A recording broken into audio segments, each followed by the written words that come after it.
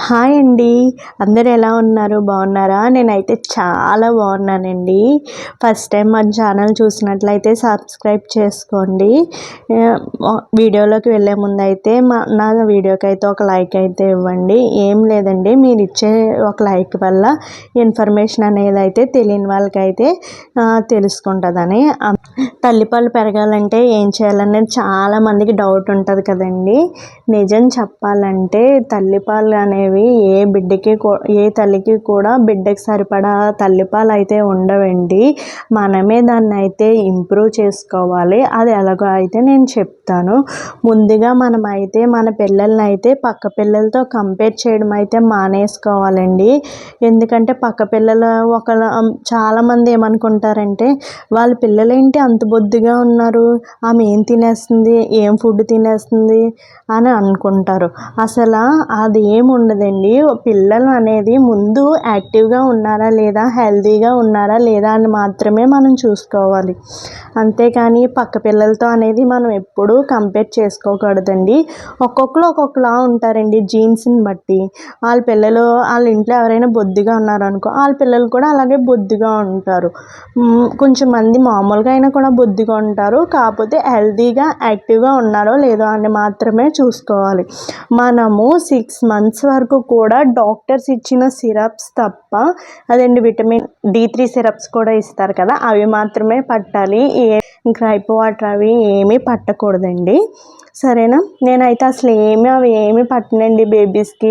నా పాలు ఇంకా సిరప్స్ అంతే. విటమిన్ D3 సిరప్స్ ఒకటిని, విటమిన్ సిరప్స్ ఒకటి, D3 సిరప్స్ ఒకటి, 2 మాత్రమే పడతాను. తల్లిపాలు ఫార్ములా మిల్క్ మాత్రమే, తల్లిపాలు లేని వారు ఫార్ములా మిల్క్ ఇస్తారు కదా, అవి మాత్రమే 6 months వరకు కంటిన్యూ చేయాలి. మెయిన్లీ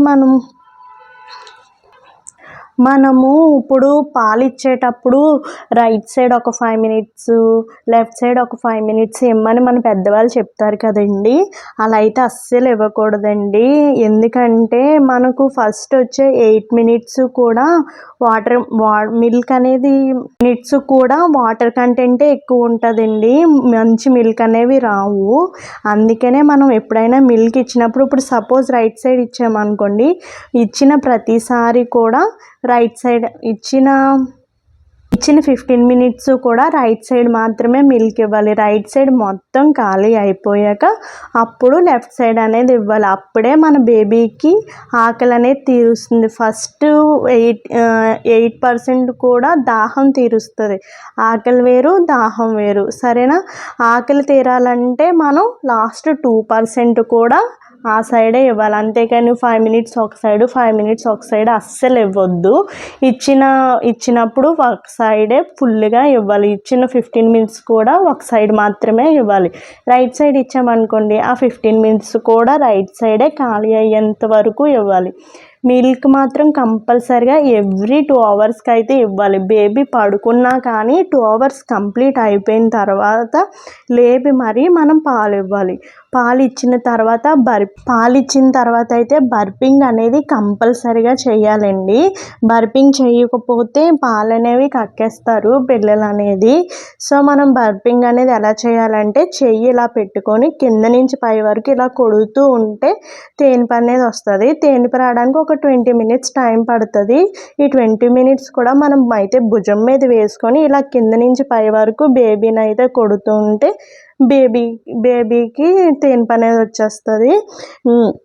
ఇంకా ఒకవేళ తేనుపు నుంచొని బర్పింగ్ ఇవ్వడం కష్టంగా ఉందనుకోండి, ఇలా ఒళ్ళో బోర్లా పడుకోబెట్టి ఇలా కింద నుంచి పై వరకు అయితే ఇచ్చిన తేనుపు అనేది వస్తుంది. ఇలా 2 విధాలుగా. ఈ పాలు అనేవి పడుకొని అస్సలు ఇవ్వకూడదండి. పడుకొని ఇవ్వడం వల్ల పాలు అనేవి ఊపిరితిత్తుల్లోకి, చెవుల్లోకి అవి వెళ్ళిపోతాయి. ఇవి నాకు మా డాక్టర్ గారు చెప్తున్నాను. మీకు ఏమైనా ఇలాంటి డౌట్స్ ఉంటే కూడా నాకు కామెంట్ చేయండి. నాకు తెలిసినంత వరకు ప్రెగ్నెన్సీ గురించి, బ్రెస్ట్ ఫీడింగ్ గురించి నా 2 ఇయర్స్ ఎక్స్పీరియన్స్తో అయితే మీతో షేర్ చేసుకుంటాను. నేనైతే ఇంకా చాలామంది డైట్ ఏం ఫాలో అవ్వాలి సిజరీన్ తర్వాత అని చాలామందికి డౌట్స్ ఉంటాయి కదండి. సిజరీన్ అయిన తర్వాత అసలు ఎటువంటి డైట్ అయితే ఫాలో అవన అవసరం లేదంటే మనం అన్నీ తింటేనే బేబీకి పాలు అనేవి బాగా సరిపోతాయి, బాగా ప్రొడ్యూస్ అవుతాయి, బేబీకి పాలు అనేవి కూడా సరిపోతాయి. మెయిన్లీ అయితే వెల్లుల్లి ఉంటుంది కదండి, వెల్లుల్లి అయితే ప్రతి కర్రీలో కూడా మనము వేసుకోవాలండి. నేనైతే డైలీ ఒక వెల్లుల్లిపాయ అయితే అయిపోద్ది. నేను వండిన ప్రతి కూరలో కూడా వెల్లుల్లిపాయ అనేది వేసుకుంటాను. ముందుగానే వెల్లుల్లిపాయలు రెక్కలు ఒలిచేసుకొని ఫ్రిడ్జ్లో అయితే పెట్టుకొని అది వెల్లుల్లిపాయ అనేది ప్రతి కూరలని 4-5 చొప్పున అయితే వేసేసుకుంటాను. రెబ్బలు వేసుకోవడం, వెల్లుల్లిపాయ తింటే అసలు పాలు అనేవి చాలా బాగా వస్తాయండి. మీరు కూడా ఒకసారి ట్రై చేయండి. ట్రై చేసి అయితే నాకు కామెంట్ చేస్తారు మీరే తప్పకుండా. పాలు అనేవి బాగా ప్రొడ్యూస్ అవుతాయండి.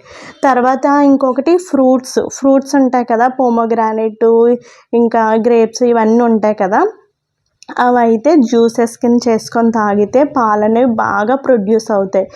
ఇంకా అంతే, డైరెక్ట్గా తినడం వల్ల అంత లేట్గా ప్రొడ్యూస్ అవుతాయి, బట్ అయితే లేట్గా ప్రొడ్యూస్ అవుతాయి. జ్యూసెస్ అయితే బాగా ప్రొడ్యూస్ అవుతాయి. ఇంకోటి ఏంటంటే కాఫీ తాగడం వల్ల పాలు బాగా వస్తాయి అని అంటారు కదండి. అసలు కాఫీ తాగడం వల్ల పాలు అనేవి రావండి. మన పెద్దవాళ్ళు అయితే ఉదయం ఒక లోటా కాఫీ, సాయంత్రం ఒక లోటా కాఫీ డెలివరీ అయిన తర్వాత ఇదే పనిగా ఇచ్చేస్తారు కదా, వాళ్ళు ఇచ్చినా మీరైతే అస్సలు తాగకండి. ఎందుకంటే కాఫీ తాగడం వల్ల కాఫీలో కెఫెన్ అనేది ఎక్కువ ఉంటుంది. కాబట్టి కాఫీ తాగడం వల్ల పిల్లలు ఏంటంటే నైట్ టైము కెఫెన్ వల్ల అయితే కడుపు నొప్పి వచ్చేస్తుంది. నైట్ టైం అయితే ఏడ్చేస్తారు ఆ కాఫీ వల్ల. ఒకవేళ ఇష్టం ఉంటే మార్నింగ్ ఒక టీ గ్లాసు, ఈవినింగ్ ఒక టీ గ్లాస్ అయితే తాగండి. అంతేకాని లోటాలు అస్సలు తాగకండి. ఇంకా బ్రెడ్ మిల్క్ తినడం వల్ల అయితే పాలు పడతాయి అంటారు. అది నిజమేనండి. కాకపోతే మంచి పాలు అంటే ప్రోటీన్స్ ఉన్న పాలు అయితే రావు. నార్మల్ పాలు అనేవి ప్రొడ్యూస్ అవుతాయి, కానీ మంచి పాలు కావాలి కదా. ఇప్పుడు ఒక ఎగ్జాంపుల్ చెప్తాను. ఒక బర్రె అంటే గేదె ఉంటుంది, దానికి ఎండుగడ్డి పెట్టినా పాలు వస్తాయి, పచ్చిగడ్డి పెట్టినా పాలు వస్తాయి. కాకపోతే పచ్చిగడ్డి అనేది తినడం వల్ల అంటే ప్రోటీన్స్ ఉన్న పాలు అనేవి ప్రొడ్యూస్ అవుతాయి. సో మనము బ్రెడ్ మిల్క్ తిన్న పాలు వస్తాయి, వెజిటేబుల్స్ తిన్న పాలు వస్తాయి. కాబట్టి మనము మంచి గ్రీనీ వెజిటేబుల్స్ అయితే తినడం మంచిది. అంతేగాని లోటాలు కాఫీలు, బ్రెడ్ మిల్క్ ఏమీ తినకుండా బ్రెడ్ మిల్క్ అవి తినేస్తే మాత్రం పిల్లలకి అనేవి మంచి పోషకాలు అయితే రావు. ఇంకా మీట్ కూడా ఉడకబెట్టుకొని అయితే తినొచ్చు. ఇంకా వీక్లీ వన్స్ అయితే పైనాపిల్, పపాయ ఖచ్చితంగా తినాలండి. అవి తిన్నా కూడా పాలు అయితే బాగా ప్రొడ్యూస్ అవుతాయి.